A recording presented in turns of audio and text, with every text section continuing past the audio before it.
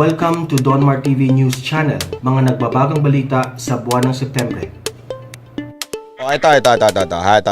Ayan na. I-require na rin ng Land Transportation Office ang pagpaparehistro sa mga electronic bike at scooter. Pero kahit marehistro, hindi pa rin yan papayagang bumagtas sa malalaking kalsada at pangunahing lansangan. Nakatutok si Salima Refran. Nang ipagbawal ang pampublikong sasakyan nitong ECQ, bisikleta ang naging pangunahing transportasyon ng ilan nating kababayan. Pero mayroon ring sa mga personal mobility vehicles tulad ng e-bike at e-scooters kumakapit. Ang Land Transportation Office palapit nang i-require ang pagre-rehistro sa mga ito.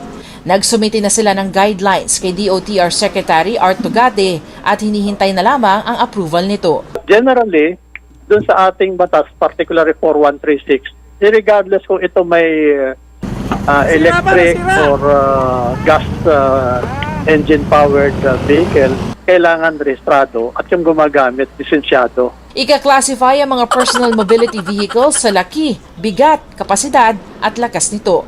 Lahat bawal sa mga malalaking kalsada at pangunahing lansangan. Ang mga maliliit papayagan lamang sa mga compound, subdivisions at villages.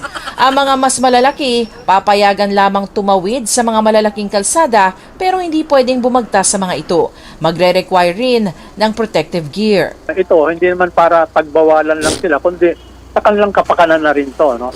Kasi sabi ko nga, very vulnerable yan, susceptible na ma-involve sa aksidente, kaligtasan din nila ang nasa alang-alang natin. Sa ngayon, warning lamang at pagsita sa paglabag sa Republic Act 4136 o Land Transportation and Traffic Code ang mga kakaharapin ng mga makikitang gumagamit ng mga e-bikes o e-scooters. Ang mga lungsod ng Navotas at Mandaluyong may mga tinakdang ordinansa para iparehistro sa LGU ang mga electric bikes. Salima Refran, nakatutok 24 oras. Boo! Boo! Ito mga siraulo din itong LTO, no? Talagang feeling ko ganito nangyari dyan, ha? Yan si sino ba pakala, no? Asik na yun, ha? Yung asik na yun, nakatulog yun habang lockdown, tulog yun. Pusta tayo, tulog yun. Ganun na tulog yung nayupak na yun. Tapos biglang nagising, ang daming scooter. I-regulate natin lahat yung scooter na yan. Ay, nako. Sandali. Nagtatanong nga, hindi ako lasing, excuse me ha. Hindi na ako umiinom. Ano ba kayo? Talagang maligalig lang ako. Lalo na ito. Kasi ganito yan ha. Bibigyan ko ng explanation kung bakit medyo sabit. Ha? Parang, sabi niya bawal daw sa mga medyo malalaking daan. Ganyan. Sandali. Parang nagising ka lang ngayon ha. Ginagawa na nga ng MMDA, DOTR na may bike lane. Doon na nga nilagay yung e-scooter. Tapos sasabihin mo bawal sa mga malalaking lugar. Ano yan? Sa EDSA. Kaya kala ko ba ginagawa ng bike lane? Anak ng antanga naman. Parang nagising lang ngayon tong asik na ito ah. Napaka-bobo, sorry ah. Pero ano to? Ginagawa na nga ng DOTR yan tapos magsasagmit ka pa. Aba, kung ako to si Sektugade. Ano, saan ka bang bundok galing? Bakit di mo alam na meron kaming ginagawang bike lane at saka scooter lane? Tanga-tanga lang eh. Sorry pero totoo ha. Mantakin mo ha. Ginagawa na nga ng gobyerno yung bike lane. Ginagawa na nga yung mga scooter lane. Kasi nga, bakit to? Ulitin ko. Siguro ngayon ka lang nagising. So, ipapagising ko sa'yo ngayon ha. Ngayon ka lang nagising eh. Diba?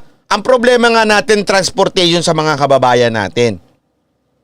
Wala silang masakyan, nag-ipon sila, bumili sila ng bisikleta, bumili sila ng e-scooter para magamit sa trabaho nila. Tapos sasabihin mo, bawal na yan sa mga malalaking kalsada, sa mga main road, sa mga ano. Bakit nyo ginawa yung bike lane kung bawal pala? Anak ka ng ewan ko kung saan lupalop ka habang nag-i-speech yung amo mo, hindi mo alam. May tawag sa'yo, bobo. Ha? Sorry pero nakakainis eh. Anong bawal?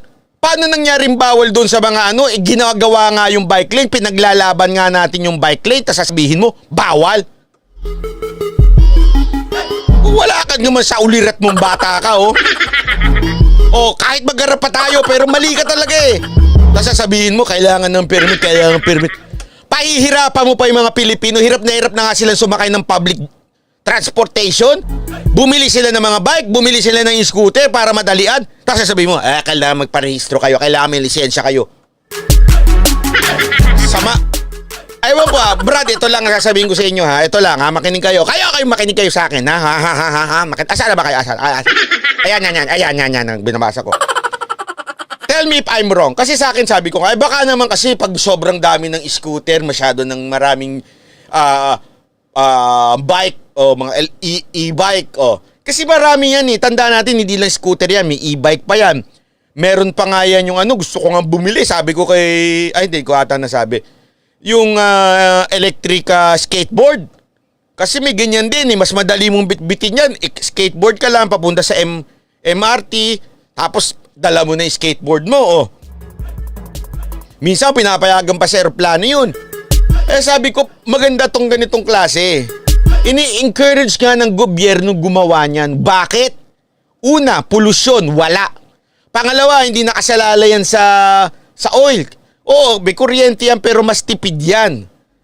Pangatlo, bawas traffic yan. Parang wala sa uliratong taga-LTO eh. Bobo talaga eh. Sorry Parang ngayon lang nagising. Alam mo ba problema ng bansa natin? Ang problema ng bansa natin, traffic. Problema ng bansa natin, polusyon. Problema ng bansa natin, kulang ang transportation. Bakit? Sabi nga nila, kahit dumating yung vaccine na yan, baka next year na may pamahagi yan. So, ibig sabihin, mahirap talaga ang transportation. Binalik na nga sa isang metro, di ba? So, mas maganda na i-encourage natin ang mga tao magkaroon ng sarili. Bike, scooter. Paano kung dumami? Baka mamaya makasagasaan sila, baka makadisgrasya. Di kuya, gumawa kayo ng linya. Kaya nga gumagawa ng bike lane eh.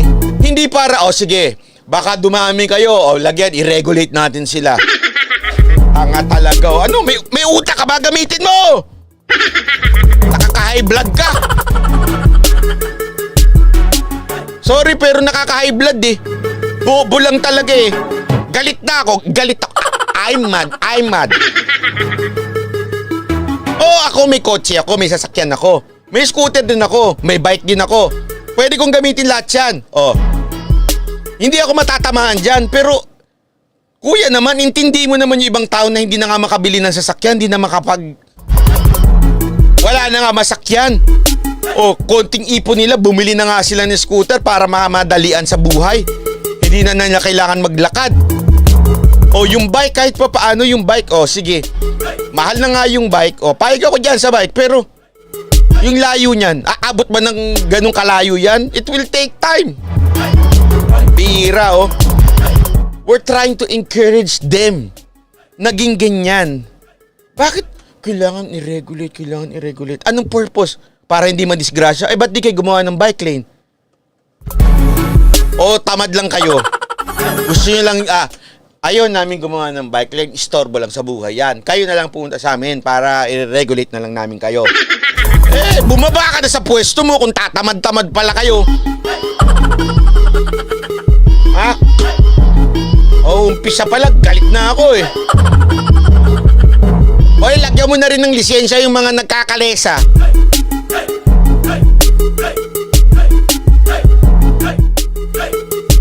Bira ka, Lagyan mo na rin ng yung mga yung hindi ganun, tas meron katabi, ano ba tawag doon? Hindi tricycle eh. Hindi tricycle yun, yung mga pedi-pedicab. Yan, lagyan mo na rin yan. Para matuwa ka, may regulate mo na rin yan. Pati yung mga delivery na ginagamit pedicab. Lagyan mo na rin lisensya lahat yan.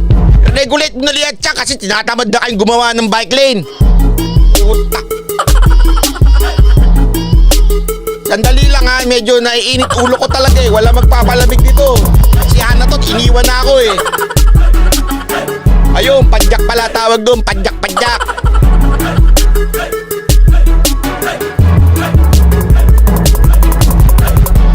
Yung mga Pilipino nag-iisip ng paraan para gumaan ang buhay nila dahil mahirap nga ngayong pandemic. habang nag-iisip ng paraan yun, itong hayop na LTO na ito, gagawa ng paraan para pahirapan ng mga Pilipino. Oh, ang tawag sa inyo, pendejo. Pendejo. Pendejo. Diba? Hindi kasi wala, sabi talaga eh. Hindi dahil sa may scooter ako ha. May sasakyan din naman ako, pwede mo lang akong magsasakyan eh. Kaya lang, alam ko yung hirap ng mga tao. Natutuwa na nga sila dahil may scooter sila, makakabiyahe sila sa opisina. Convenient, hindi na kailangan mapiligro na sasakay ng jeep na dikit-dikit. Ha? Sa bus, hindi na sila kailangan dahil dikit-dikit din. Oh, hindi na mapipiligro yung buhay nila. Tapos ayaw mo pang pag-scooter rin, pahihirapan mo pa. Hindi, madali lang naman yan magrehistro. O ikaw magrehistro, wag ka magpakilalang asik ka. Tingnan ko lang. Nyet. Kaya nga sabi ko sa inyo wag ako. Kahit ako DDS, pagka ikaw sapit ka talagang hinayupa ka, opisyal ka, let's ka, yun lang sasabihin ko sa'yo. Maano ka sa akin, makakabenga sa akin yung mga ganyan, ha? Wala sa utak lugaw Lenny lang correct.